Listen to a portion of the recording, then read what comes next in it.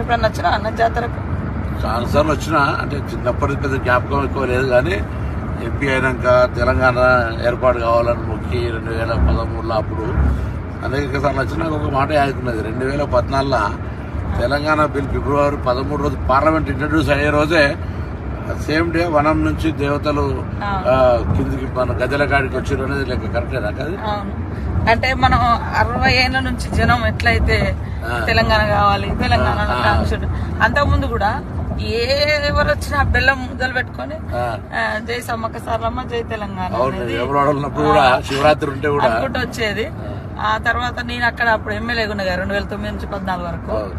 ఆ రోజు మేము ఆడ మీడియా పాయింట్ ఉంటది, నాక మంచి అంటారు. నాక మంచి అంటే అది సెక్యూరిటీ. ఒకప్పుడు యుద్ధం అప్పుడు సమ్మక్క సారలమ్మ కాకతీయులకు వ్యతిరేకంగా పోరాటం చేసేటప్పుడు వాళ్ళ సైన్యాలు ఎక్కడి నుంచి వస్తున్నాయని వీళ్ళు ఒక మంచలాగా హైట్ వేసుకుని, అది ఇప్పుడు మనము ఒక పోలీస్ చెక్ పోస్ట్ లాగా ఇప్పుడు లాస్ట్ కు మీడియా పాయింట్ అయిపోయింది అంతే. ఆడ ఉండగానే సాయంత్రం ఒక రిపోర్టర్ వచ్చి, మేడం ఈ రోజు పార్లమెంట్ లోకి బిల్లు వచ్చింది, తెలంగాణ బిల్లు వచ్చింది కానీ గొడవలు అయినాయి. ఎందుకంటే మేము ఆ జాతరలో ఉన్నాం కదా. నా పేపర్ స్ప్రే అదే రోజు స్పీకర్ గడ్డం నిలుస్తున్నాం మేము బిల్లు పెడుతున్నంటే మొత్తం రాజగోపాల్ ముందు నుంచే బిల్లు పెట్టనీయమంటుండే. ఎట్లా పెట్టనీయరు ఏందనే దాని మీద మేము మొత్తం ఎంపీలు అందరం స్పీకర్ కు హోమ్ మినిస్టర్ అడ్డం నిలబడ్డాం కదా, పేపర్ స్ప్రే కొట్టిన. అందుకే ఆ రోజే అమ్మవారు వచ్చి మాకు, ఎందుకంటే తల్లి అమ్మవారిని విశ్వాసం బాగా నుంచి కూడా అమ్మవార్లను మొక్కుడు మన జనరల్ గ్రామ దేవతలు వీకర్ సెక్షన్ కాబట్టి బాగా ఎక్కువ విశ్వాసం కదా. సో అదే రోజు నాకు తెలుసు పేపర్ స్ప్రే కొట్టడం మనం బచాయించడం అనుకుంటున్నాం. మేమంతా బచాయించడం బిల్లు ఇంట్రడ్యూస్ అయింది ఆ రోజు, అది చరిత్ర. అమ్మలు కూడా వచ్చిన రోజు కదా. మాకు కూడా చాలా అంటే ఆ బిడ్డలుగా తర్వాత ఆ ప్రాంతం గారే మన దేవుడి మొక్కు చాలా మంది మొక్కుకున్నారు. ఆ మొక్కును ఈ దేవతలు జనంలోకి వస్తూ వస్తూ అజ్ఞాతంలో ఉన్న 60 ఏళ్ల బిల్లును పార్లమెంట్ లో ప్రపంచం ముందు పెట్టారు. అక్కడున్న తల్లి సోనియమ్మ కూడా వాళ్ళిద్దరు కూడా ఉండే, సరే సుష్మా స్వరాజ్ కూడా చేసింది. వాళ్ళిద్దరు మన మీరా కుమార్ గారు, సోనియమ్మ, సుష్మా స్వరాజ్. అట్లా చాలా చాలా అంటే మహిమలు ఉన్నది అనడానికి అదొక నమ్మకం. చాలా మంది ఇంతమంది ఆఫీసర్లు అక్కడ పనిచేస్తారు కదా, ఎవ్వరికేం కదా, అందరు మంచిగా అంటే సంతోషంగా మళ్ళీ అందరు ప్రమోషన్లతోటి ఆనవాయితీగానే వస్తున్నది. ఇన్ని లక్షల మంది ఒక దగ్గర వచ్చి ఉండడం, ఆ 3 రోజులల్లా ఇంత బ్రహ్మాండంగా ఉండడం నిజంగా ఒక ఎన్ని లక్షల మంది వచ్చి ఇంత జరిగినా ఎటువంటి ఇబ్బంది లేకుండా, పెద్ద అంటే తప్పు జరిగిందనో లేదా అటువంటి ఏం లేకుండా పోతుంటది కదా. చాలా చాలా అమ్మవారి దయ తప్ప అది ఎవరో మనందరం గొప్ప ఏర్పాట్లు ఇవన్నీ వేస్ట్ ఇవన్నీ అంత.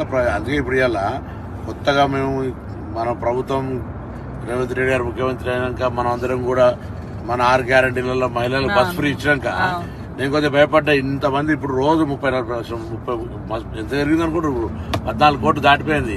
అలా రోజు సంఖ్య మహిళలు పెరుగుతా ఉంది. అయితే ఈ సమ్మక్క సారక్క చేస్తే బస్సులు మేనేజ్మెంట్ అయిద్దా కదా భయపడి మీటింగ్ రోజు కూడా ఏం చెప్పినా, చూడు దేవాలయం కార్యక్రమాలు నిర్వహించేది ఒకరైతే, వచ్చేపోయేటోళ్ళకి జనానికి సంబంధించి ఒకరైతే, బస్సుల నిర్వాహకులు ఒక స్పెషల్ ఆఫీసర్లు పెట్టి క్రౌడ్ మేనేజ్మెంట్ చేయకపోతే ఇబ్బంది అవుతుంది. రేపు ఒక్క బస్సు ఎక్కడైనా ఇబ్బంది టైర్ వాళ్ళకి, ఇప్పుడు అదంతా నేచర్ గా టైర్ కి ఏమైనా అయింది అనుకో, బస్ అయిపోయింది మొత్తం ఎంత కిలోమీటర్ ట్రాఫిక్ అవుతుంది. అందుకే మధ్య మధ్యలో ట్రైన్లు పెట్టడము ఇటువంటి వ్యవహారం చేయకపోతే నడుతుందని మనం ఎలా జరుగుతుంది. మీరైతే ఫస్ట్ మీ శాఖ నుంచి మహిళలకు బస్ ఫ్రీయే కాకుండా ఇప్పుడు జాతరకు కూడా నాకు డౌట్ ఉండే, అసలు మరి ఇస్తారా ఇయ్యరా ఎందుకంటే క్రౌడ్ ఎక్కువ ఉంటది, మేనేజ్ చేయడం కూడా కష్టమే. బస్సులు కూడా మనకు సరేరా అంత గతంలో చూస్తే ఆ బస్సులను పట్టించుకునేది లేదు, రిపేర్లు లేవు, అన్ని ఆగమాగా ఉన్నాయి. ఆర్టీసీ కొద్దిగా సరే పేమెంట్ అదేంటి ఫైనాన్స్ మినిస్టర్ డిప్యూటీ సీఎం గారు కానీ లేకపోతే ఆర్థిక శాఖ వాళ్ళంతా ఎప్పుడప్పుడు చేస్తారు. ఎందుకంటే మహిళలంతా హ్యాపీగా ఉన్నారు, వాళ్ళకి ఎక్కడికైనా ఫ్రీ అవుతుంది. ఇంకోటి ఏంటంటే ఇవన్నీ ఎక్కడికన్నా ఊరు నుంచి పక్కకు పోయి డిమార్ట్ లో షాపింగ్ లో మాల్ కొనుకొచ్చుకుంటున్నారు. రెండోది దేవాలయాలకు విపరీతమైన రష్ పెరిగింది. బంధువులు తల్లి గారిని చూడడానికైనా, బిడ్డ దగ్గరికైనా, హాస్టల్ దగ్గర పిల్లలకి అసలు మామూలుగా ఫ్రీక్వెన్సీ పెరగలేదు. వాళ్ళందరూ హ్యాపీ. నిజంగా మనం ఏదైతే మాట ఇచ్చినామో, నేనైతే ఎన్నికలప్పుడు చెప్పినా నా తెలంగాణ అక్క చెల్లెలకు అత్తగారింటికైనా అవ్వగారింటికైనా 1000 ఎకరాలు భోజనం పెట్టినా పోతాంటే బస్ ఫ్రీ అన్న చూడు, దాంతో చాలా పెద్ద ఒక జరిగింది. మనం మళ్ళా గ్యాస్ కూడా అనేది మహిళలకు సంబంధించి చాలా పెద్ద ఆర్థిక భారం నుంచి బాగా కరెంట్ బిల్ కూడా వాళ్ళే కడతారు. కరెంట్ బిల్ 3,000 అంటే అసలు మహిళలు అయితే అసలు ఇక వాళ్ళు మనల్ని కాంగ్రెస్ మనం ఇలా అదృష్టం మన అందరం ప్రభుత్వంలో ఉన్నాం. ఒక మహిళ చెప్తున్నారు, ఉమెన్ గ్రూప్ స్వయం సహాయక సంఘాలలో మన ఇంద్రవెల్లిలో మీటింగ్ పెట్టినాం కదా, వాళ్ళకి నెలకు 4,000 నుంచి 5,000 మిగులుతున్నాయట. అంత ముందు భారం ఉండేది. ఎందుకు అంటే మేము బస్ ఫ్రీ ఎక్కుతాను, వేరేకి వెళ్ళిపోతే బస్ ఖర్చు వచ్చేది. ఆ బస్సు కిరాయి కట్టకుండా మేము ఏడికి పోయినా కూడా పని చేసుకొని వస్తాను. మహిళా సంఘాలలో కూడా 4,000 నుంచి 5,000 భారం మాకు తగ్గింది మీ గవర్నమెంట్ వచ్చిన. చదువుకున్న పిల్లలక్క నేను నిజామాబాద్ మనం సడన్ గా ఆర్మూర్ బస్ స్టాండ్ కైనా 301 రూపాయలు టికెట్ మంచి పోతుంది వస్తుంది. వీక్లీ ఒకసారి అవసరమైతే 2-3 రోజుల కోసం వేస్తున్నాను. అంటే చాలా కన్వీనియంట్ జరిగింది. 500-600 ఉన్నది బస్ కిరాయి వాస్తవానికి, గతంలో పెంచేసారు. ఇప్పుడు ఎందుకే సమ్మకు కూడా ఏర్పాట్లు బాగా చేయాలని మనం బస్సులకు సంబంధించి దాదాపు 6-7 బస్సులు పెట్టి మేనేజ్మెంట్ కూడా స్టాఫ్ మా ఎండి గారు కూడా చెప్పినాం, మా సెక్రటరీ కూడా అందరు మొత్తం అసలు అంటే అందరు వస్తారు. అన్ని రకాల ఏర్పాట్లకు ఎక్కడ ఇబ్బంది లేకుండా చేయాలని గవర్నమెంట్ కూడా అటువంటి ఆలోచనతో మనం కూడా అందరం చేస్తున్నాం. కాబట్టి ఆ సమ్మక్క సారక్క కార్యక్రమంలో కూడా భగవంతుని అందరూ ఇంకోటి ఏంటంటే గొప్ప విషయం ఏంటంటే మనం ఈసారి అందరూ కూడా ఖచ్చితంగా ప్రతి తెలంగాణ బిడ్డ ఇంటికి మనం బంగారం అంటే బెల్లం ఏదో ప్రసాదం పంపాల్సిందే. ఆ కార్యక్రమంలో మనం తప్పకుండా నిర్వహించాల్సిన అవసరం ఉంది. అది ఎంతరన్నా కానీ మనకు అన్ని గ్రామ సేవకుల ద్వారా అవసరమైతే ప్రతి నెట్వర్క్ ఉంది. అందులో పంచాయతీరాజ్ డిపార్ట్మెంట్ కావచ్చు, లేకపోతే మనం ట్రాన్స్పోర్టేషన్ కూడా మా ట్రాన్స్పోర్ట్ వ్యవస్థ ఉన్నది మా దగ్గర నాటేస్తుంది. మేము ఇంకో ట్రాన్స్పోర్ట్ లో గూడ్స్ పెట్టాం కదా. సో మనం అందరం పంపుదాం తప్పకుండా. మనం భగవంతుడు మనం గ్రామీణ దేవతలు కాబట్టి ప్రకృతి మించింది అంటే ఊరూరులో ఉండే దేవతల నమ్మకాలను ఆ నమ్మకాలు ప్రజలకు ఇంకా బలంగా ఉన్నాయి. ఒక అంటే వాళ్ళ ఆదివాసీ బిడ్డలు ఆదివాసీ సమాజం అప్పుడు ఇబ్బంది పడ్డది. అప్పుడు వాళ్ళకు అప్పుడున్న రాజులకు వ్యతిరేకంగా పోరాటం జరిగింది. కానీ అనుకుంటారు అమ్మ తల్లి బిడ్డలంటే కదా. అవును, తల్లి బిడ్డలు జనరల్ సమ్మక్క సారక్క అంటే సినిమా గానీ లేదా బయట కూడా ప్రొజెక్షన్ తప్ప అసలు సమ్మక్క సారక్క అక్కయ్యాలనుకుంటారు. సమ్మక్క సారక్క తల్లి బిడ్డలు జరిగిన పోరాటంలో జరిగిన వ్యవస్థ అసలు ఏం చెప్పు అంటే అప్పుడు 13వ శతాబ్దంలో కాకతీయులు పరిపాలించారు మన ఏరియా. అటు కూడా మన గోదావరి ప్రాంతం అంతా కూడా వాళ్ళ కంట్రోల్లో ఉండే. అంటే కప్పం కట్టం అనేది అంట పన్నులు వేస్తే అప్పుడు 7 సంవత్సరాలు కరువు. ఈ కరువులో మేము కప్పం కట్టలేము, మేము తినడానికే దొరుకుతలేదని మన సామంతరాజు మేడరాజు ఉండే అన్నట్టు మన ట్రైబల్ గిరిజనుడు రాజు కింద సామంతరాజులు జమీందారులు జాగీర్దారులు 1947 స్వతంత్రం రాకముందు అంతా కూడా వాళ్ళది ఉండే రాజ్యం.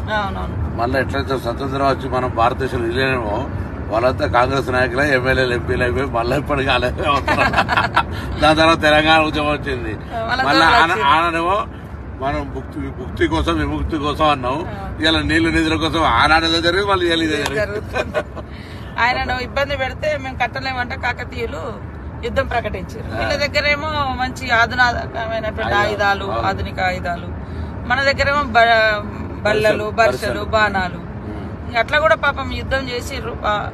మంచి కాడికి వచ్చినాక వెనక నుంచి కాకతీయ సైనికుడు వెనక నుంచి సమ్మక్కను బర్షతో పొడిచి ఆమె గుట్టలకు వెళ్ళి ఆ చిలుకల గుట్టలో అదృశ్యం అయిపోయింది. ఇక కనపడకుండా ఆమె వాడిన వస్తువులు దొరికినాయి. అట్లా ఆమె దొరకలేదు, అట్లా దేవతగా మారి ఇప్పుడు ప్రతి 2 సంవత్సరాలకు ఒకసారి గుట్ట మీద నుంచి కుంకుమబర్ణి రూపంలో ఆమె వస్తువులు తీసుకొచ్చి ప్రతిష్ఠింపజేస్తారు. ఆ 4 రోజులు, ఆ 3 రోజులు గద్దెల మీద ఉంటుంది. ఆ తర్వాత మళ్ళీ శనివారం రోజు జాతర ఏ వారం అన్నా రాని, బుధవారం స్టార్ట్ అవుతుంది, శనివారం నాడు ఎండ్ అవుతుంది.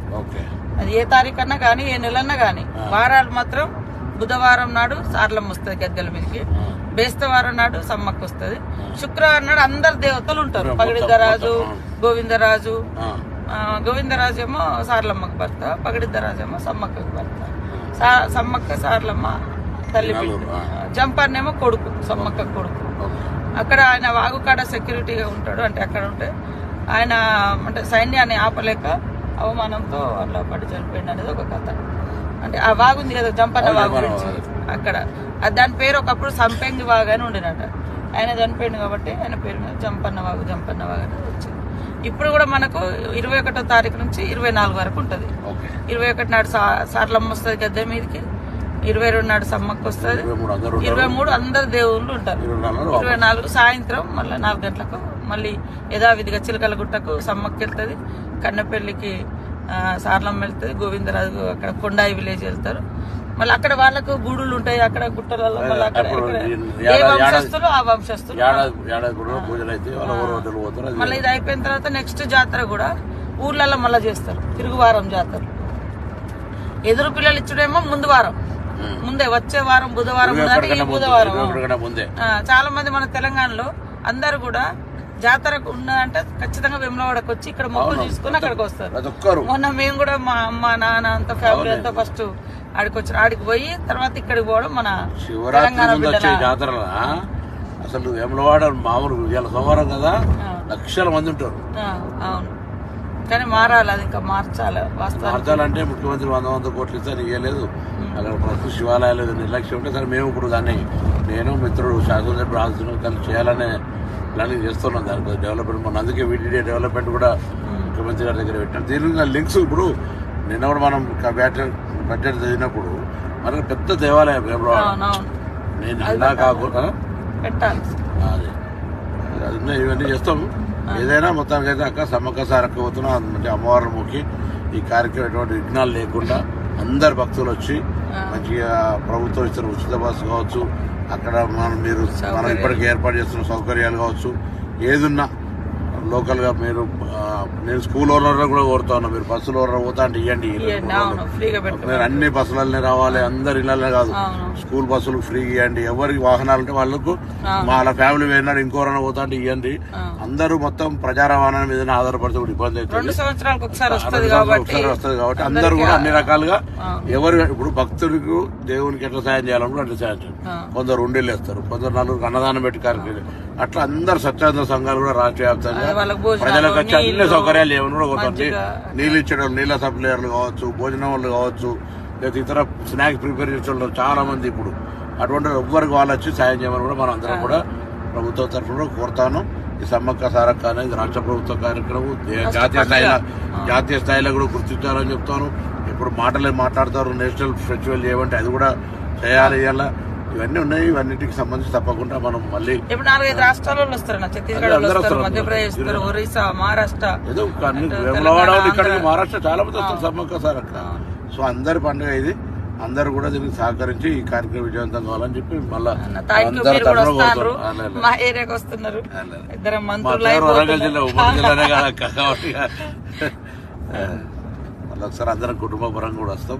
అందరికి స్వాగతం. సమ్మక్క సారక్క అందరికీ విజయవంతంగా భగవంతుని అమ్మవారి ఆశీర్వచనం ఉండాలని కోరుకుంటాం.